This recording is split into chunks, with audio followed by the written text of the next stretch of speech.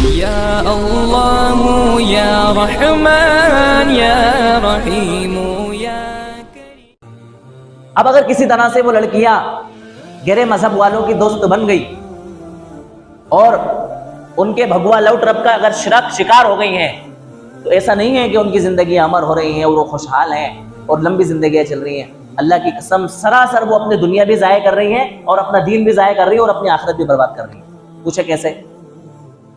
دنیا انہوں نے اس طرح سے ضائع کر دی کہ اس گندے کام کو انجام دے کر کے سب سے پہلے انہوں نے اپنے رشتہ دار، اپنے خاندان اور اپنے ماں باپ سے دشمنی کو کیا لے لیا؟ مول لے لیا۔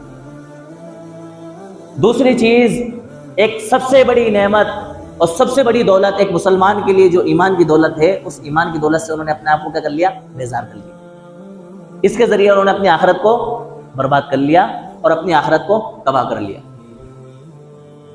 دنیا کی کیسے نہیں رہی کہ وہ حویث کے درندے جنہوں نے ان کو بہلا فسلا کر کے اور لالچ دے کر کے کسی طرح سے اپنا بنانے کی کوشش کری، جب ان کی چاہتیں اور ان کے جذبات ٹھنڈے پڑ گئے اور ان کا شوق پورا ہو گیا تو انہوں نے ان کو کہیں کا بھی نہیں چھوڑا۔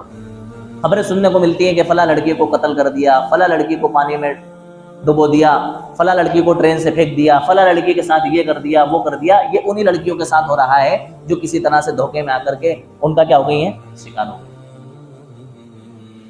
تو ہمیں ایک مسلمان ہونے کی حیثیت سے ان سارے پوائنٹس پر غور کرنے کی ضرورت ہے کہ آخر ہمارے معاشرے کی وہ گنی چنی لڑکیاں جن کو لاکھوں کی تعداد کے اندر بتایا جا رہا ہے، جو کہ سچ پر مبنی نہیں ہے اور حقیقت پر مبنی نہیں ہے، وہ چند لڑکیاں جو ہمارے معاشرے سے بیزار ہو کر کے اور دین اور اسلام سے بیزار ہو کر کے غیر مذہب کے اندر منتقل ہو رہی ہیں، تو وہ کس وجہ سے ہو رہی ہیں اور کن بنیادوں پر ہو رہی ہیں، ہم ان بنیادوں پر غور کر کے اس کے روک تھام کی کیا کریں؟ کوشش کریں۔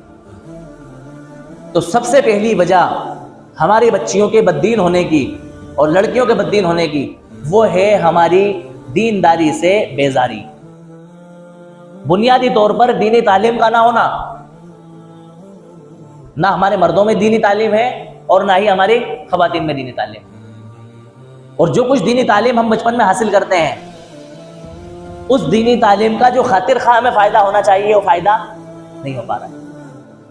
اس کے لیے ہمیں بنیادی طور پر اپنے مکاتب کو مضبوط کرنے کی ضرورت ہے۔ ہمیں خصوصاً اپنی بچیوں کے لیے تعلیم نسواں کے عنوان سے، تربیت نسواں کے عنوان سے ہمیں مکاتب اور مراکز قائم کرنے کی ضرورت ہے، جس کے اندر ان کے بنیادی عقائد کو مضبوط کیا جائے، ان کے اسلام کی بنیادی باتوں کو ان کو بتایا جائے، شریعت بتائی جائے، رسالت بتائی جائے، عبادات بتائی جائیں، اور جو کچھ بیسک بنیادی چیزیں ہیں اسلام کے تعلق سے وہ ساری چیزیں ان کو سکھائی جائیں۔ سب سے پہلے ہماری دینی تعلیم بنیادی طور پر کیا ہونا چاہیے؟ مضبوط ہونا چاہیے۔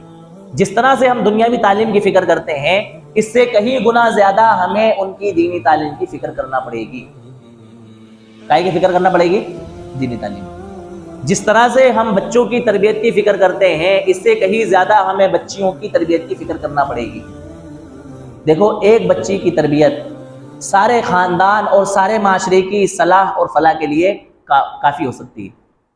اگر ہم نے ایک بچی کو صحیح طور پر دینی تعلیم دے دی، وہ بہترین بہن کا کردار ادا کرے گی، اچھی بیوی کا کردار ادا کرے گی، اچھی ماں کا کردار ادا کرے گی، اچھی ساس کا کردار ادا کرے گی، اچھی بہو کا کردار ادا کرے گی۔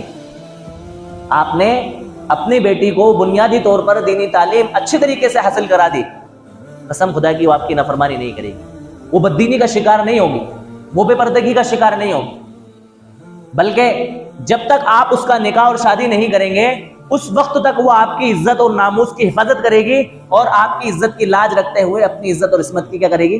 حفاظت کرے گی۔ جب آپ اس کی شادی کر دیں گے تو اپنے بننے والے شوہر کی اطاعت اور اس کی خدمت کرے گی اور اپنے پیدا ہونے والے بچوں کے لیے معلم کی حیثیت سے ان کی بہترین تربیت کرے گی، اپنے گھر کے اندر ایک اچھی بہو ہونے کا کردار ادا کرے گی، اور جب اس کے بچے بڑے ہو جائیں گے، ان کے بچوں کی جب شادیاں ہو جائیں گی اور اس کی جب بہو آئے گی تو اس کے لیے بہترین ساس کا کیا کرے گی؟ کردار ادا کرے گی۔